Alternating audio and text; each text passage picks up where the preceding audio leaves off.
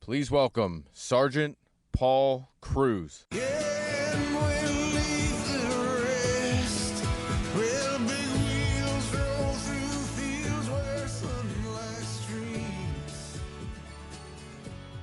What's up, Miami? No, I can't tell if this thing's on. What's up, Miami? There we go. That's better. All right. Look, I'm not up here running for anything. I'm not here trying to score any points. I'm up here because I actually believe in this message, because I actually believe in this campaign and the possibility for our future, for our children's future, for the United States of America. My name is Paul Cruz. I was a sergeant in the U.S. Army. I'm Puerto Rican. Yeah! Boricua! I thought I was bringing the BX to this house, but Joe brought it first. Fat Joe, that is. So, I'm originally from the Bronx, but my family, there we go, my family moved us down here when I was 9 years old. So I was raised in Dade. I think that goes without saying that I'm a Heat fan. There we go. Where the Heat fans at? Yeah! We almost took it. We did. We did. But I grew up in the south part of Miami, a place called Ghouls. Everybody out there heard that. Where's Ghouls at? And now I live in Homestead with my wife, my beautiful wife, Sylvia, and my two boys, Eli and Ren. My wife is Cuban, Colombian, and Mexican. So when people ask me, what does that mean for my kids? I tell them they're confused. I believe there's no place like Miami. Miami is not just a location. It's not just a city. It's a vibe. It's something you feel. It's in the music. It's in the way we talk to each other. It's the way we act with each other. And that's why Senator Harris is back here in the 305. Yeah. I graduated from Miami Southridge Senior High School. I was a Spartan. I went to Miami-Dade College. And then I enlisted into the U.S. Army as an intelligence analyst. The neighborhood where I grew up prepared me for my military career and for all the things I've done in my life. There was a code on the streets. We always looked out for each other. The same was true when I enlisted. During the last 3 months of my active duty service, I was in charge of conducting military funerals. I had the difficult privilege of having to give a folded American flag to a daughter who had lost her father. There's nothing you could tell this girl, nothing, about their parent being gone, though that sacrifice was not in vain. President Trump does not understand that. There we go. He does not get it. He doesn't understand what it's like to live on the tough streets. He doesn't understand that code, or the code amongst those who have served. He doesn't get the Latin community. He doesn't even consider us citizens of this country. I'm from a multi-generational military family. Latino history is American history. George Lopez, 1 week ago, reminded me the other day that Latinos have fought in every war since before the United States gained independence. Our native and indigenous history is part of the tapestry that is the American dream. My family has served in nearly every branch of the military and the U.S. Armed Forces, and every major war since Korea. To think that someone, especially the President of the United States himself, would call those who served suckers and losers, or ask what was in it for them. It is incredibly disrespectful to every person who has ever worn that uniform, to every person who was the child, mother, father, or brother, and every person who has ever said thank you for your service.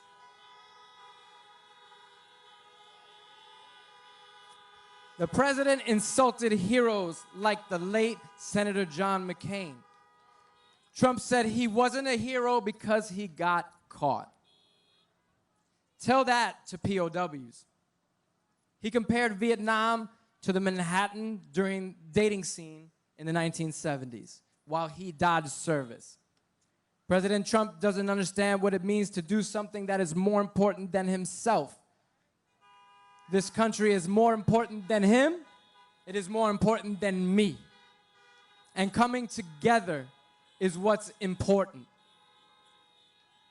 Joe Biden and Kamala Harris are unifiers.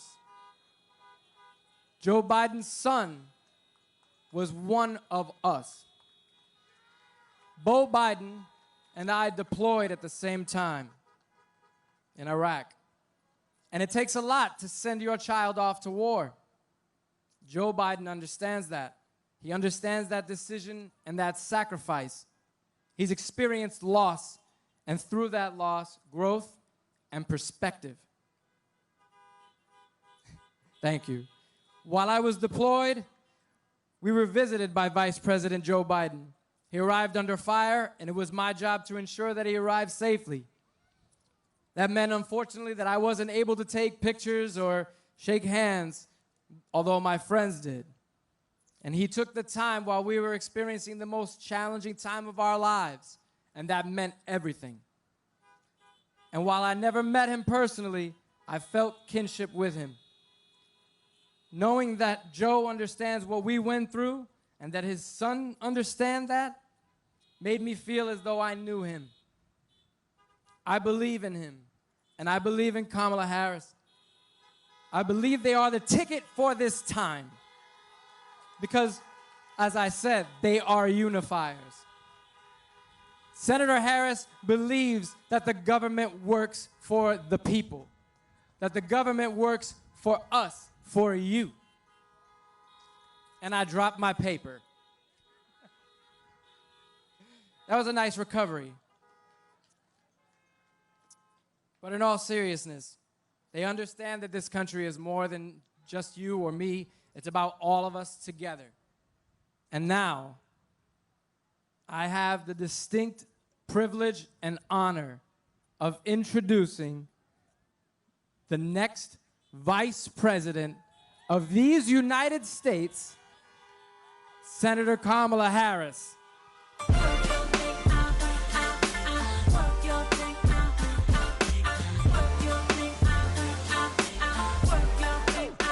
There's so many of you girls, I hear you've been running from the beautiful queen that you can be becoming.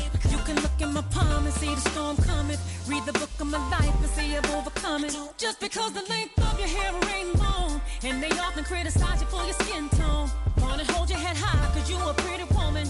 Get your runway stride on and keep it going. Girl, live your life. I just want to be myself. Yeah, don't sweat, don't be yourself. Follow me, follow me, follow me. Girl, be yourself. That's why I be myself. And I love it. Let them get mad. They gon' hate anyway, don't you get mad? Doesn't matter if you're going along with their plan. What's up, Miami? Can we hear it for Sergeant Paul Cruz? Man, he's so good. Where are you? I want to know what you're going to run for. Where is he? What an incredible, incredible leader, American leader. I want to congratulate and thank all the leaders who have been a part of today. Congresswoman Debbie Mercasel-Powell, thank you for welcoming us to your district. Magdala Orioles, Fat Joe, Jose Andres, and of course, Sergeant Paul Cruz. Thank you all. There's the Congresswoman. Thank you all. Okay, you guys ready to do this? We're gonna do this. We're gonna do this. And let me just start by saying, you know, I know there's been, you know, folks on the other side trying to question the values that Joe Biden and I have. So let me just be really clear, Florida. Joe Biden and I are proud, patriotic Americans who share the values with the vast majority of the American people who want a president of the United States who speaks truth, who uses that platform not to beat people down, but to lift people up. The vast majority of the American people who want a president who understands that regardless of where we live, our race, our gender, the language our grandmother speaks, that we all have so much more in common than what separates us. That's what the American people want.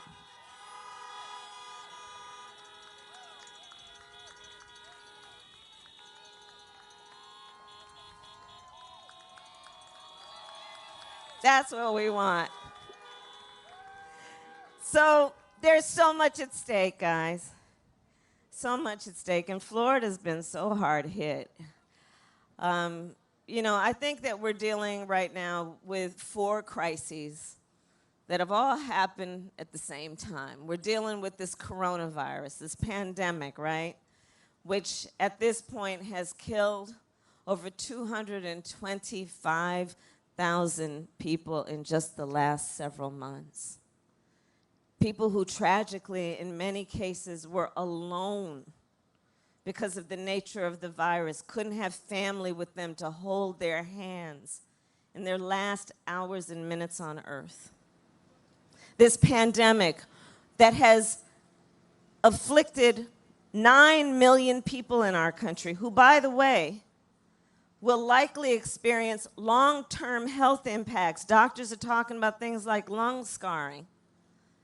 We are looking at a moment where there has been such tragedy in terms of loss of life, a mass casualty event that could only be compared to World War II. And here's the thing. The President of the United States, who is also the Commander-in-Chief, and it's important to point out, everything Sergeant Cruz said about the responsibility that comes with what we give that person to become that, including that their first priority should be the health and safety of the American people. But what do we have in the guy who's currently in the White House? On the issue of this pandemic, thanks to a guy by the name of Bob Woodward, we know he knew back on January 28th that this virus could kill people at 5 times the rate of the flu. We know he knew that it would impact people of every age. He knew it was airborne. And what did he do with that information? Right, sister. He covered it up. He didn't tell the American people. Can you imagine, as a parent, as a teacher, as a small business owner, what you might have done had you known on January 28th what the president knew? What you might have done? Because here's the thing, even before the pandemic, far too many Americans were working 2 and 3 jobs to put food on the table and pay the rent. And by the way, in Joe Biden and my America, nobody should have to work more than 1 job to pay the rent and put food on the table.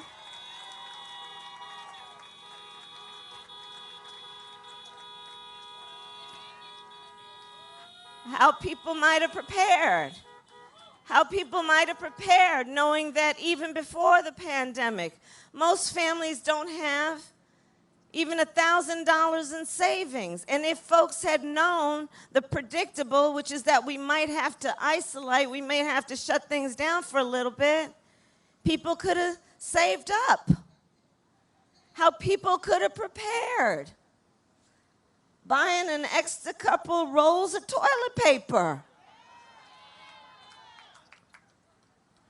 but they sat on that information.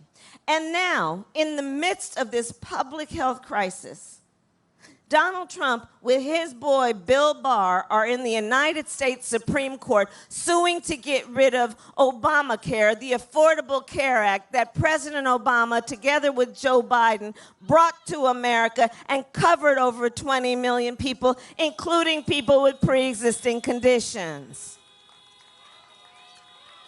Honk if you know somebody with diabetes. Honk if you know somebody with high blood pressure. Honk if you know somebody with breast cancer or lupus.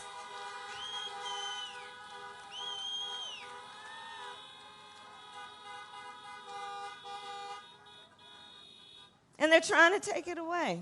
So there's a clear choice in this election because you see, on the one hand, there's Joe Biden who says, we're going to expand what we did in creating Obamacare. We're going to make sure we bring down the cost of premiums and prescription medication. We're going to bring down Medicare eligibility to age 60. We're going to deal with the fact that when we're talking about health care, the body doesn't just start from the neck down, it includes the neck up, and that's called mental health care.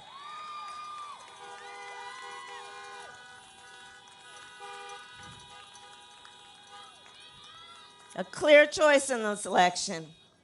A clear choice. This pandemic has resulted in an economic disaster that is being compared to the Great Depression. Over 30 million people in just the last several months have filed for unemployment. Here in Florida, 1 in 9 households is describing their household as having been hungry.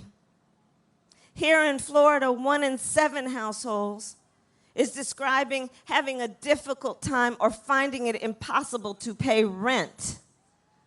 Here in Florida, 1 in 4 small businesses is out of business, likely never to be able to reopen. And what does Donald Trump say?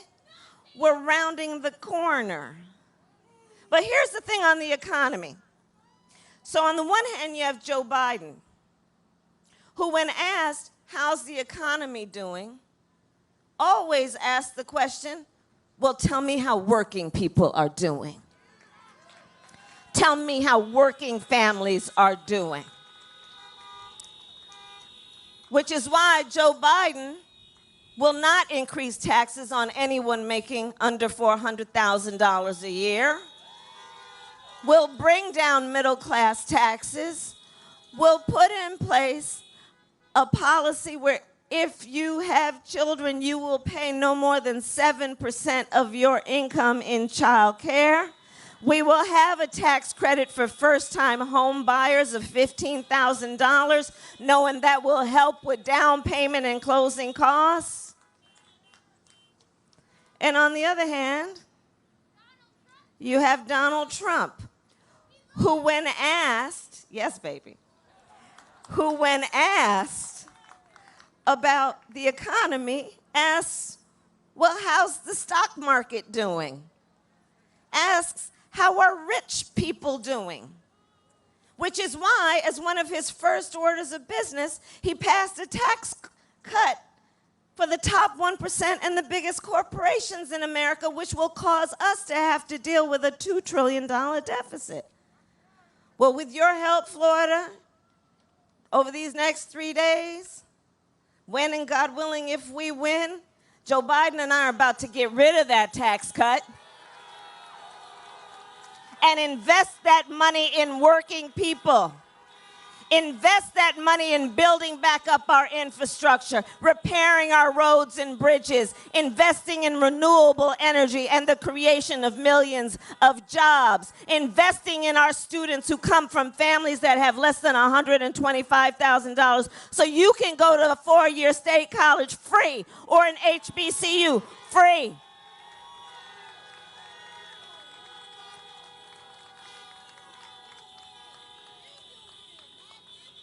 The crises we are dealing with includes a long overdue reckoning on racial injustice in America.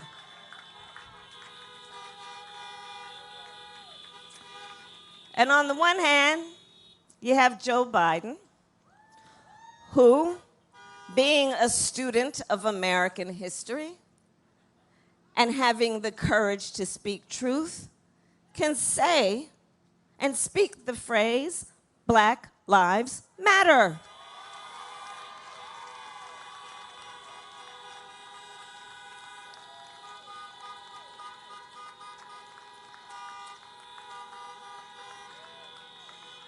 Joe Biden, who says we need to deal with racial disparities in America. We need to speak truth about systemic racism. We need to acknowledge that on this virus, blacks and Latinos are 3 times as likely to contract it and twice as likely to die from it.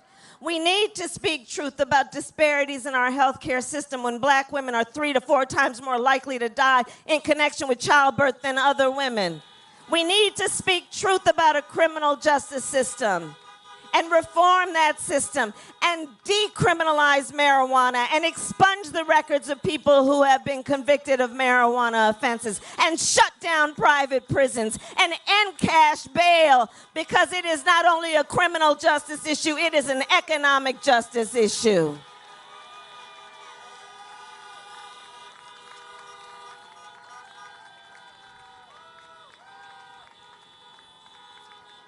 On the other hand, you have Donald Trump, who took a debate stage in front of 70 million Americans and refused to condemn white supremacists, who then doubled down and said they should stand back and stand by.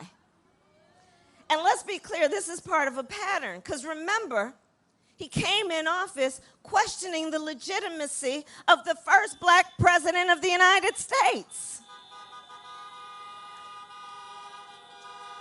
Remember, on the issue of Charlottesville, where folks were peacefully protesting racial injustice, one young woman was killed. And on the other side, there were a bunch of neo-Nazis wearing swastikas, carrying tiki torches, spewing racial and anti-Semitic epithets. And the President of the United States said there are fine people on both sides. A President of the United States who came into office calling Mexicans rapists and criminals, put as his first order of business a Muslim ban in effect. We don't want that in the President of our United States. We deserve better.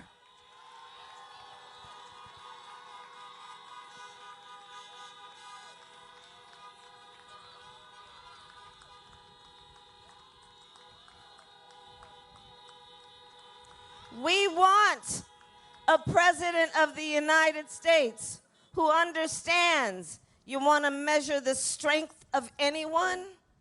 You want to measure their strength? You measure a person's strength not by who they beat down, but who they lift up.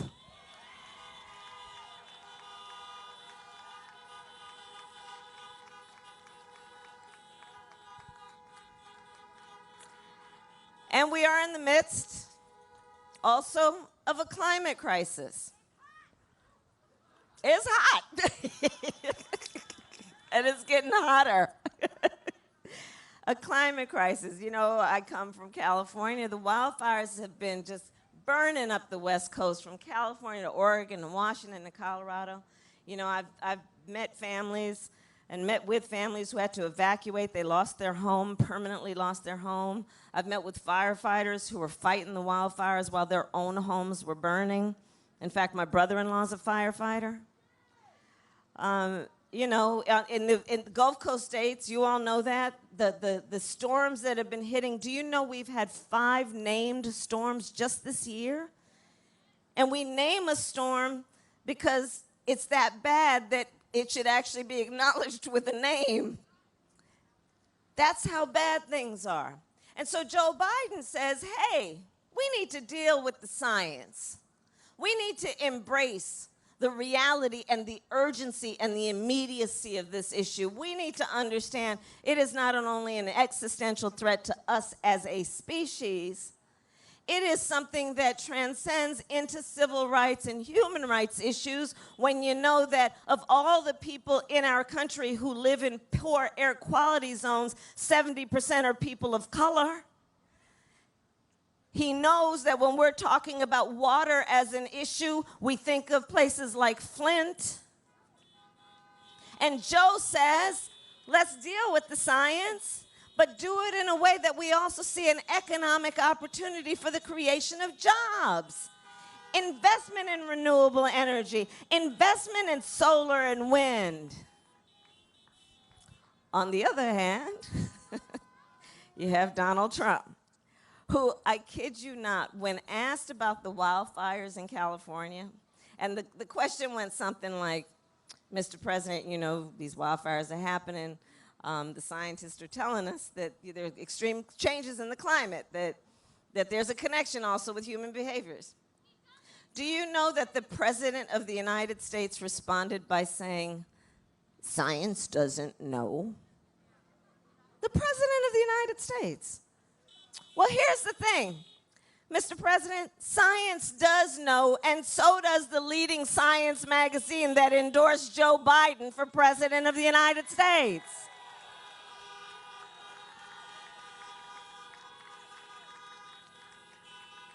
So there's a lot going on, and we got 3 days to get this done.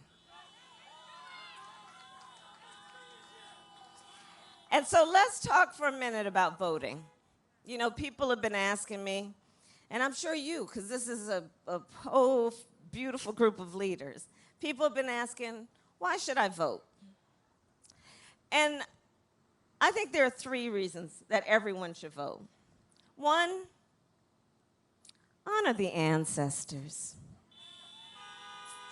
Honor the ancestors.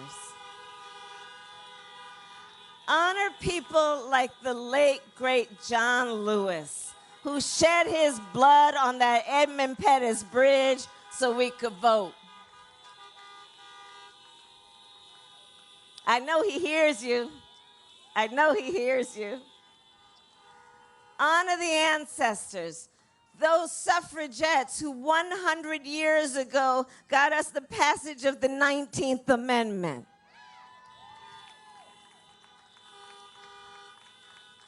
But let's always speak truth. Black women couldn't vote until 1965, so there is that. So, reason number 1, let's honor the ancestors who sacrificed so much for our right to vote. Reason number 2, everything is at stake. Everything. Everything we just discussed, including creating a pathway for citizenship for our undocumented immigrants, renewing our promise to our dreamers with DACA, shutting down private detention centers, reuniting 545 children with their parents who the United States government orphaned.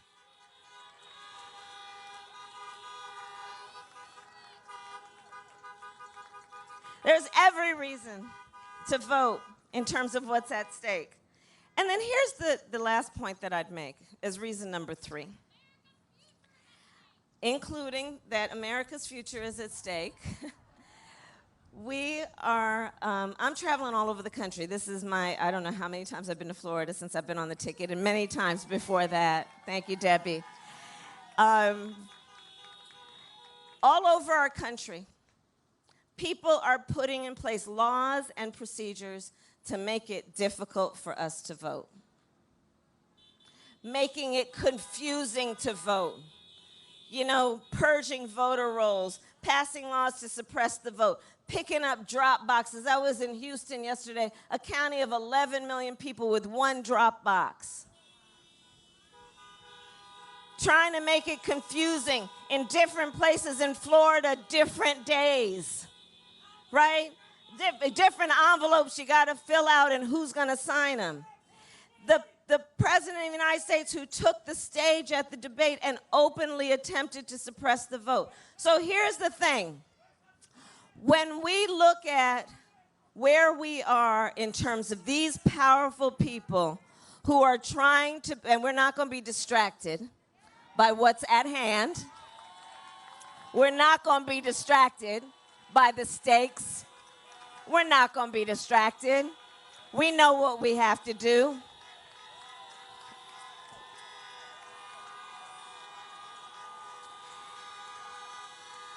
And so, here's my point. Here's my point. You gotta ask, why are these powerful people trying to make it so difficult for us to vote? And I will tell you, I believe the reason they're trying to make it difficult and confusing for us to vote is because they know our power.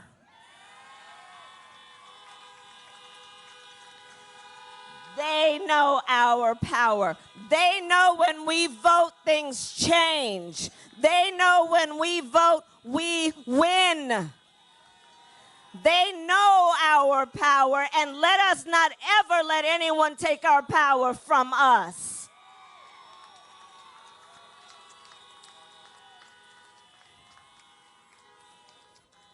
And so my last point, Miami, is this. This moment will pass. And years from now, our children, our grandchildren will ask us, where were you at that moment? And what we will tell them is so much more than just how we felt. We are going to tell them what we did. We are going to tell them we organized, we mobilized, we stood in line, we emailed and texted and called everybody we knew multiple times till they got sick of us, but we knew they'd get over it. And we will tell them we elected Joe Biden, the next president of the United States. Thank you, Miami. Gracias.